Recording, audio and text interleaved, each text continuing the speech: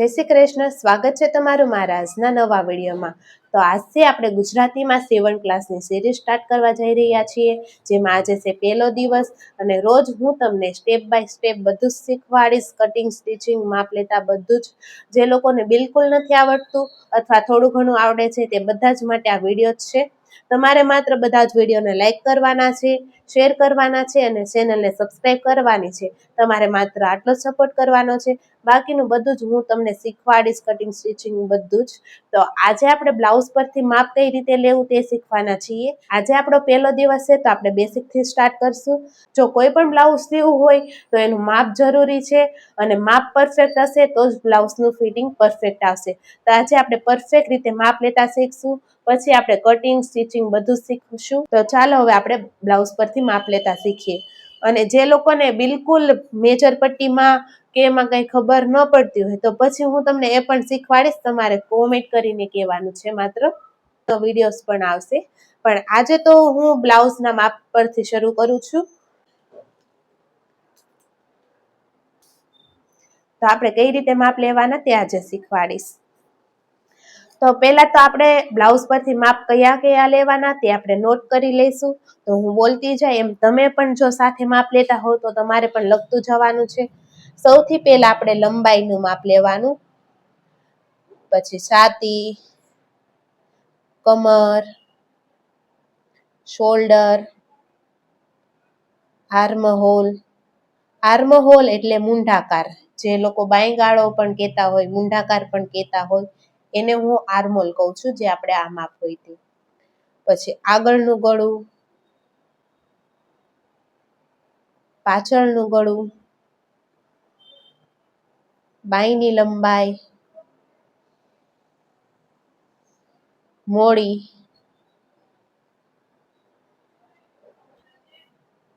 પટ્ટો.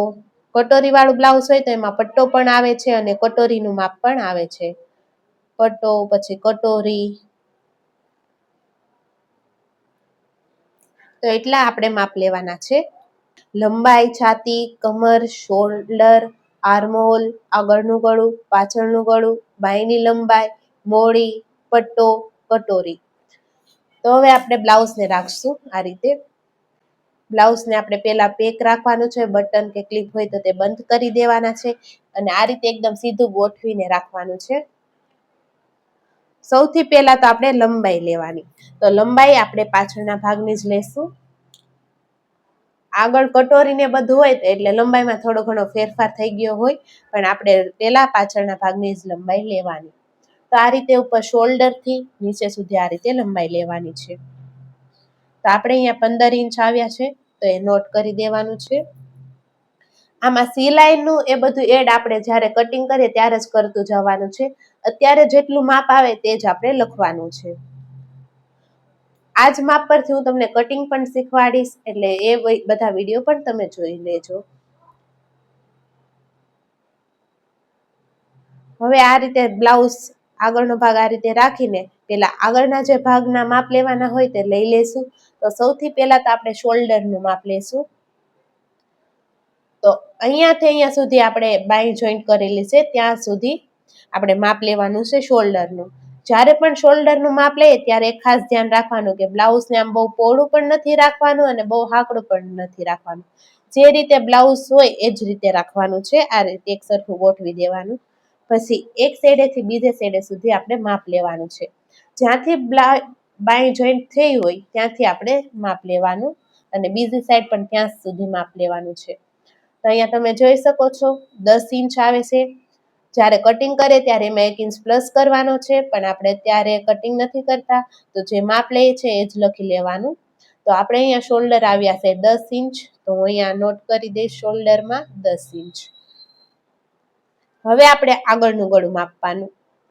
તો આપણે આગળનું ગળું માપવાની પણ બે રીત છે. આ રીતે સીધું પણ માપી શકો. તો સીધું આપણે 5.5 ઇંચ આવે છે, તો એ આપણે નોટ કરી લઈશું. અને આ રીતે આપણે ક્રોસમાં પણ માપી શકીએ. જે રીતે આપણે માપ્યું હોય કટિંગ કરતી વખતે એ જ રીતે આપણે માપ લેવાનું. આ બંને રીત તમને શીખવાડું, જે તમને ફાવે તે તમારે રાખવાની. તો આ રીતે ક્રોસમાં માપ લઈએ તો આપણે 6 ઇંચ આવે છે, તો એ પણ મેં નોટ કરી દીધું છે. હવે આપણે જ્યાં આ કટોરી હોય તેનું માપ લેવાનું છે. તો આપણે જે ગાજવાળો ભાગ હોય ત્યાંથી કટોરીનું માપ લેવાનું. જો અહીંયાથી અહીંયા સુધી કટોરી છે, વિડીયોમાં કદાચ ક્લિયર ન દેખાય, પણ અહીંથી અહીંયા સુધી જ્યાં કટોરી પૂરી થાય ને ત્યાં સુધી આપણે માપ લેવાનું કટોરીનું. આ રીતે તો અહીંયા કટોરી છે 5.5 ઇંચ, તો એ આપણે નોટ કરી લઈશું. અને પટ્ટાનું માપ પણ નોટ કરી લેવાનું છે. પટ્ટાનું આપણે આ રીતે વચ્ચેથી માપ લેવાનું છે, સાઈડમાંથી કે અહીંયા ગળાવાળી સાઈડથી નથી લેવાનું. તો પટ્ટો આવ્યો છે 4.5 ઇંચ, તો આપણે લખશું 3.75 ઇંચ. હવે આપણે છાતીનું માપ લેવાનું છે. તો અહીંયા એક છેડેથી બીજા છેડા સુધી આપણે માપ લેવાનું. જે આર્મહોલ હોય તેના નીચેના ભાગથી આપણે આ માપ લેવાનું છે. આ છાતીનું માપ રહેશે. તો અહીંયા આવ્યું છે 18.5, આપણે એ પણ નોટ કરી લઈશું. 18.5. જો આને આખી ગોળાઈ જોવી હોય, બેવડું વાળી દેવાનું, એટલે આને આખું માપ જોઈએ તો એ છે 37 ઇંચ. તો એના અડધા આપણે માપ્યા છે 18.5 ઇંચ. તમે 37 ઇંચ પણ લખી શકો અથવા 18.5, પણ જ્યારે કટિંગ કરીએ તો 18.5 લખ્યું હોય તો 2 ભાગ કરવાના, અને 37 ઇંચ લખ્યું હોય તો 4 ભાગ કરવાના. હવે કમરનું માપ આપણે આ રીતે નથી લેવાનું, એને આખી ખોલીને લેવાનું છે, એ આપણે લાસ્ટમાં લઈશું. હવે આપણે બાયની લંબાઈનું માપ લેવાનું છે.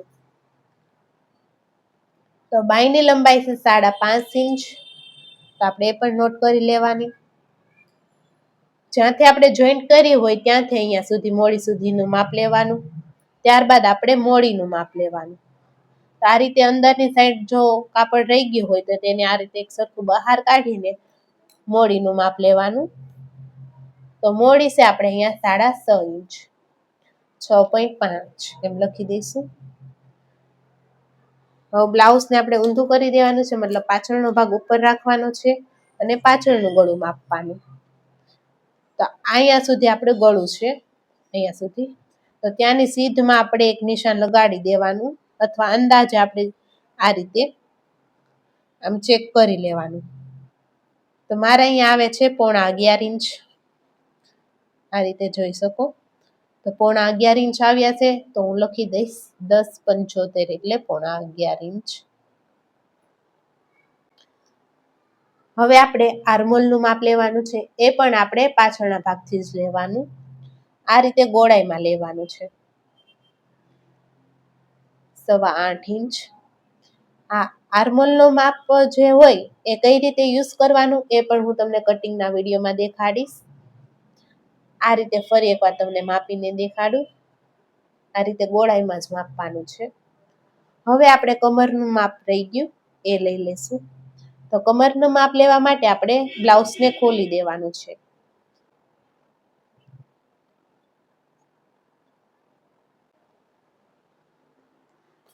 આ રીતે આખું બ્લાઉઝ આપણે ખોલી દીધું છે. હવે કમરનું માપ લેતી વખતે ખાસ ધ્યાન રાખવાનું, આ જે બટન પટ્ટી હોય ને તે નથી માપવાની, ત્યાંથી આપણે આ મેજર પટ્ટીને મૂકવાની છે અને બીજા છેડા સુધી માપવાનું છે. તમે જોઈ શકો છો અહીંયા 32.5 આવ્યા છે, તો એ આપણે લખી લેવાનું છે 32.5 ઇંચ, એ આપણી કમર રહેશે.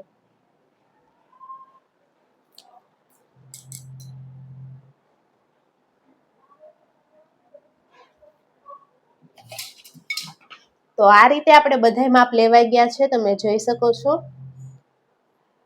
તો જ્યારે પણ આપણે બ્લાઉઝ માપ પરથી સીવવાનું હોય તો આ જ રીતે બધા માપ લેવાના. હવે આ માપ પરથી કઈ રીતે કટિંગ કરવું, સીવવું એ આના પછીના ક્લાસમાં આવશે. તો તમે એ પણ જોવા માટે ચેનલને સબસ્ક્રાઈબ કરી દેજો. આ વિડીયોને શેર કરજો, કેવો લાગ્યો એ પણ મને કોમેન્ટ કરીને જરૂર જણાવજો. આ વિડીયો પસંદ આવ્યો હોય તો વિડીયોને લાઈક કરી દેજો. તો આગળ શું શીખવું છે મને કોમેન્ટ કરીને કહેજો, તો એના પણ હું તમને આ ક્લાસમાં વિડીયોઝ લાવીશ. તો હવે મળશે આપણે બીજા નવા વિડીયોમાં. જય શ્રી કૃષ્ણ.